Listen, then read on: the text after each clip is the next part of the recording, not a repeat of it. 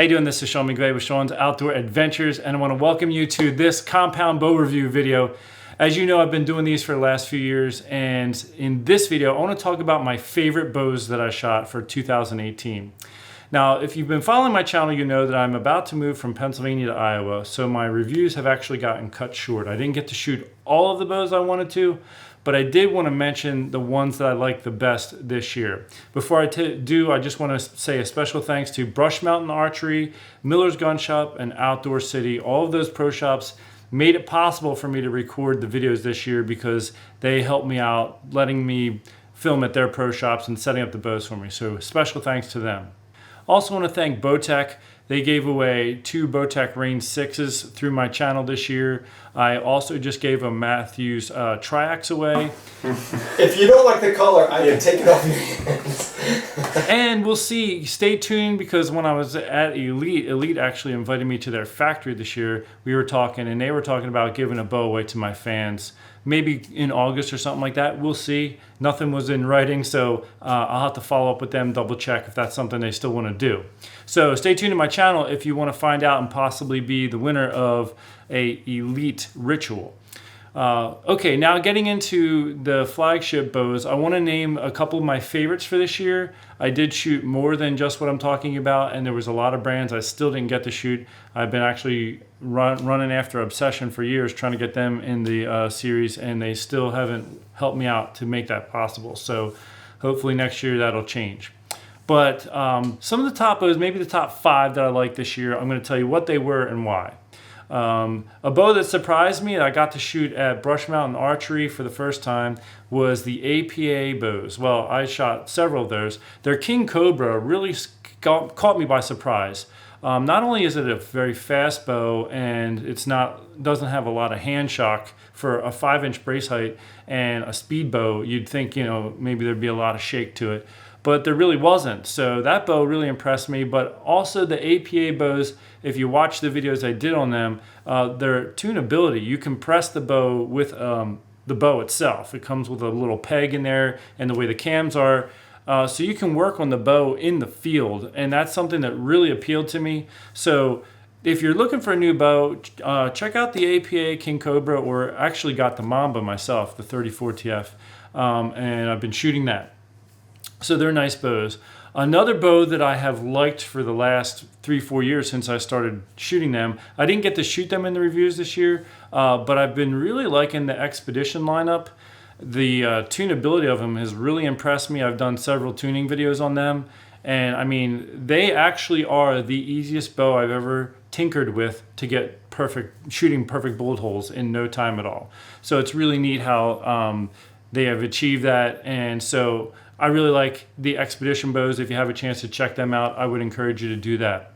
Another bow that I really liked this year was the Matthews Triax. I do like the Matthews lineup, and I always try to compare apples to apples and shoot the different bows and give comparisons. The only, I'd say, weak point when I'm doing a full review and a test on a Matthews is they have a cable stop system for the back wall, and it does give a little bit because it's a cable stop. Some people prefer that. I prefer a rock solid back wall. I would like to see Matthews maybe incorporate a limb stop option, and a lot of bows are doing that now. So, but anyway, it's a really nice shooting bow.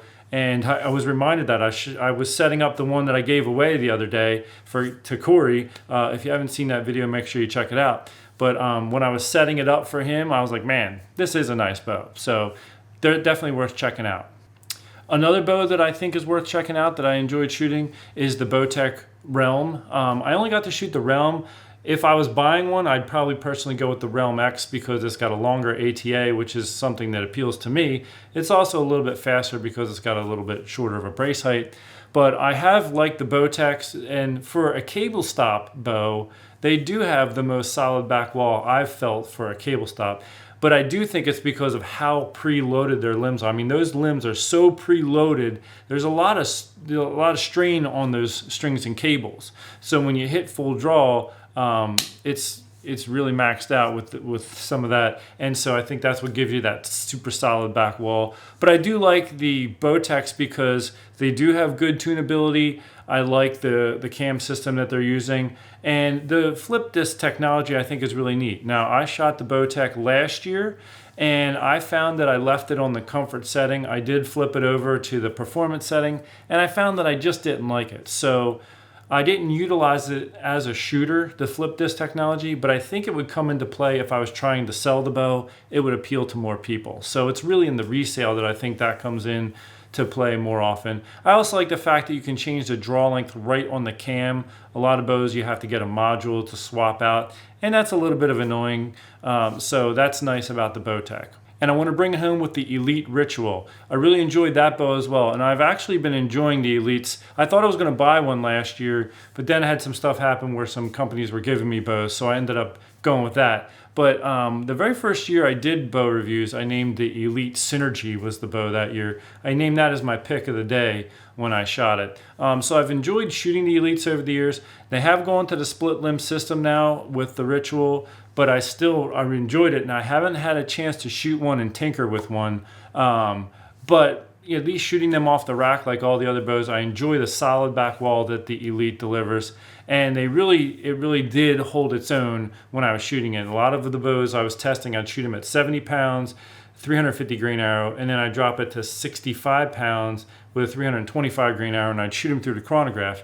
And the Elite really held its speed even when I dropped it down. Some bows, when you drop the poundage down, you lose a lot of performance out of the cam. One that pops into my mind is the Prime. I have a lot of viewers that really like them. They're a nice bow, but they did drop in that performance when you drop the poundage. So, I don't know if that comes into play for some people. They also had a little bit of an uncomfortable landing in the back wall for me. So that's why I'm not necessarily putting them on the top of my list. However, there's a lot of people that enjoy them. They do have some good points to them. So you can watch my video on that. So those are some of my top picks for this year on the flagship bows. I do want to mention some of your, more price point bows. I shot the Bear Approach HC and just the Bear Approach. They are very nice bows, and the Bear Approach HC, when you're talking about getting a bow that has some speed to it, that bow really held its own and performed. I mean, it was delivering speeds that a lot of the flagship bows, even better than some of the flagship bows.